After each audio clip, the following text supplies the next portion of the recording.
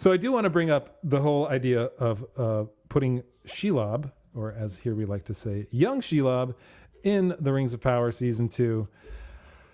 And it's just, I think, as something you mentioned offline, Michael, is this is really just, again, more member berries, right? This is just more pushing towards, we can't actually write anything good, so we're just going to harken back to what was already there, because our main character, nobody really likes her. So what can we do to do something? We're going to do the other female nobody likes, Shelob, and throw her into season 2. How do you think, like, obviously Shelob is there. Perhaps she was in Mordor, but she wasn't actually there until she survived the Holocaust of the volcano coming down and killing everybody, killing nobody except for her. I don't even know. So how do you think they'll put her in this? Will it just be like Sauron is, like we see at the end of this series, we see Sauron walking into Mordor. Is he going to come upon where Cirith might be and then say, "Oh, Shelob, nice to meet you. Here's a good place for you to hang out when I need to send you some orcs that have been, disobeying me a little bit"? I mean, rephrase your question. Let me put it this way. Or will Poppy Harfoot and Gandalf, Populus? I don't even remember their names. Is that her name?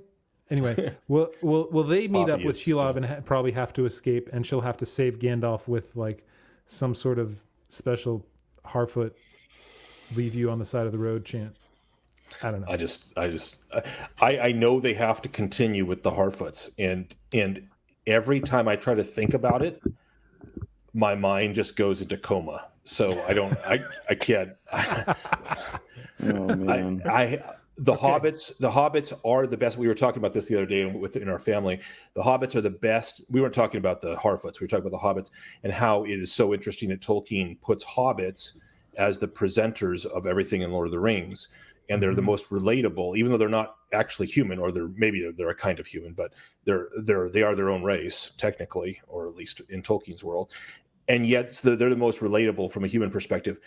And Rings of Power managed to take the most relatable race in Middle Earth and turn them into the most unrelatable race in Middle Earth. I mean, like I understood where the orcs were coming from better than the Harfoots. There was no life. There's nothing believable. At least the Orc Society was believable. There's nothing believable about the Harfoot Society. So I can't talk about Harfy. But I have to say, young Shelob, oh, go ahead, Dan. I was going to say, I think if they bring in young Shelob, I think they have to like try to, the Disney treatment for evil characters lately has been to try to like show their side of the story. I think they're going to try to like make Shelob like a sympathetic character, and like, she's got her own ambitions, and this is all the cruel treatment that she's gone through. Like they did this with Maleficent, Make the evil person sympathetic. Cruella de Vil, Yeah, I mean, look, that's already been done to Shelob, but instead of young Shelob, we had sexy Shelob in the Shadow of War, Mordor, the game that came out. I haven't. Yeah, we don't need to think about that. I mean, here's like, here we go. The better Shelob. And I'm sure they're going to do something to mess it up. Yeah, we don't have to bring up the Shadow of Mordor character for Shelob, which is essentially they anthropomorphized her into some sexy, like, Victoria's Secret model Shelob. It's so okay. All right. But I wouldn't put it past these guys to not do that.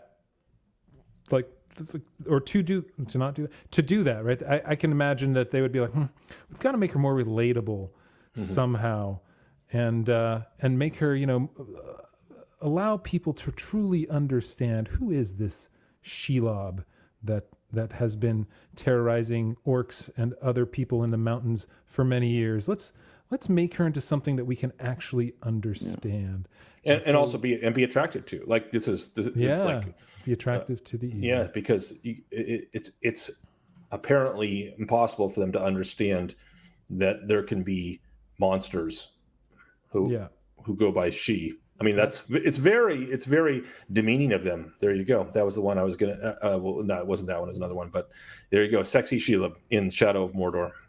Yeah, it's Shadow of War. Mordor, Shadow of War. It's like the whole premise was, she can take different shapes because she's the spirit. She's like Hazangolian. She's a spirit from, she's not really a human, or perfectly natural. So she takes this other form. It's lazy.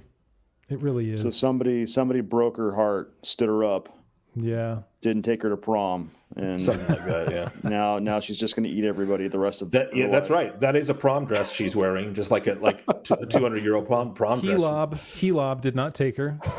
Yeah, that's right. And so, It brings new meaning to the term toxic masculinity, doesn't that it? certainly might be the name that the Rings of Power writers come up with for the boy right. spider. They'll probably have to do like she has to defend her territory against the other spiders, and then